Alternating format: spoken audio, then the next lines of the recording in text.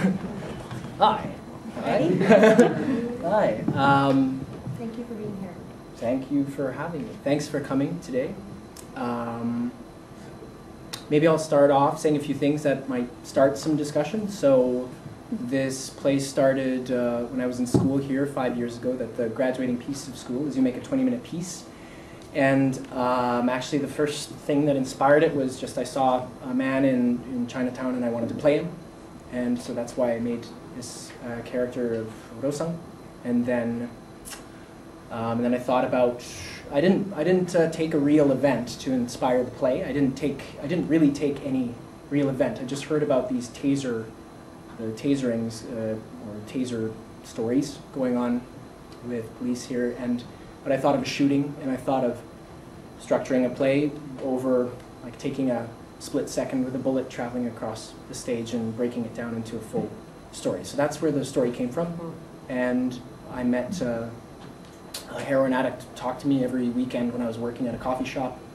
But obviously the real characters in the play are sort of big mask-sized versions of reality. And the boy is basically myself when I was 12, and Gloria is a mashup of two people I know. And that's what the play came from.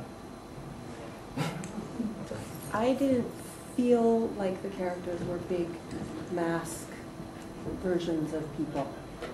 And maybe you just hit on such salient points about those kinds of people. You know, like the addicts I've known, the scary things for them in the course of the day, or the mother and just being a mother, like really made them have a lot of depth for me. That's good. The mother really struck me. I'd like to hear more about that woman. She was beautiful, beautiful playing of a woman. Well, I think for me, I'm a little like where she came from, or what I feel about her, or I don't know. I think there's an enormous amount of guilt when you. I imagine when you lose something that was growing inside of you, I think no matter how it gets lost, there's an enormous amount of guilt. And I feel like in this play, maybe I realized more recently, she's the only woman in the play, and she's really separated from the men. I feel like the movie industry, I think a lot of industries are very male-driven. There's a lot of testosterone in the play, too, I think, because I'm a man, and I wrote it. So I feel like it's...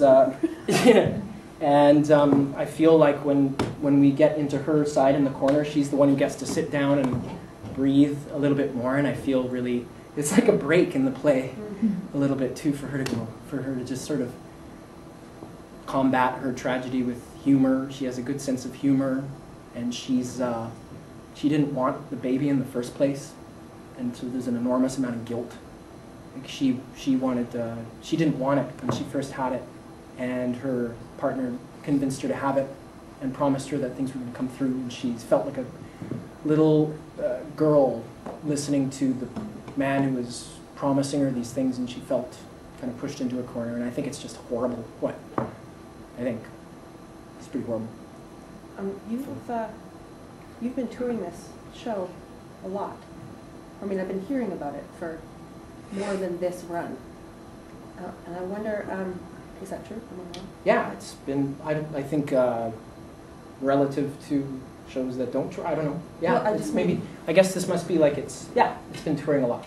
I wonder what keeps it so present and fresh for you. Like, what drives you to keep... Every time we've done this play in a city, people I know in the cities I've gone to have messaged me or emailed me going like, hey, did you hear about this 14-year-old kid in San Francisco who was shot for not having a ticket? And he like ran away and was shot down by San Francisco police. I'm like, no, I didn't hear about that. And there is a time when we were working on this when we broke down like what I know nothing about what it's like to be on the force or carry a gun or have to make those decisions. And so it really is all imaginary, and it's why I try to be careful talking about them as real people, because I don't know what the hell is going on in those, like what the rules are. But we tried to break down this guy. The director was like, why does this officer shoot this guy? Like, it's unrealistic to me. She's one time in rehearsal, she was like, I don't get it. And that's the thing. That's the thing in the stories you hear. The stories are like some kid, some like black kid, was shot down running away by 3 white officers in San Francisco. And they always bring they bring race into it, but there's something like I don't understand how stuff like that can even happen in the first place. And so we sort of just jumped into it and thought, like, if a guy had to explain himself for why he did something like that, what would that guy say? Because the stories are so extraordinary, and you don't know how much is true. And I feel like I don't know what's true when I read a paper or read stories on the internet. So that's what keeps it fresh to me, is no matter what happens, these insane stories kind of keep happening. That for me is what keeps it fresh. Yeah. I don't normally do this in the talkbacks, but do you guys have any questions? It was just such a powerful piece. I wonder if there's anything burning in anybody. Yeah. I actually attended the school you graduated from, Studio 58, and I was curious, when you were working on this piece in the original version of the solo show, were you working with David Bloom? Was that who directed you? Or? He helped with it, and he's excellent. And but it was Georgina Beatty, the director, who really, we were 2 people in school who, during school, we hated each other as people, but then we'd still work with each other outside of class. It was this bizarre relationship, and now she's one of my 2 people I love most in the world. That's the second one up there. And those are the 2 people who are my people. And so it was her who really took it. I'm sorry, did she graduate with you? Yeah, she did. Yeah, lovely direction. Anybody else? I'm just curious about the creation of the story, what your process was. Yeah, I think I bottle up ideas in my head for a long time, and then I sit down and kind of write it very quickly, and they came out as individual voices. I think I imagined these people sort of having their turn to share what they had to say or to defend their position, because I feel in a way each one of them could be culpable in a different way for what ended up happening. So the first stage was, if I was this woman who lets her 12-year-old son go out into the middle of wherever, downtown in Vancouver at 10 at night, how would I defend myself, and how would I expose how would I expose my pain in order to defend what I did? And so I thought of each defending themselves.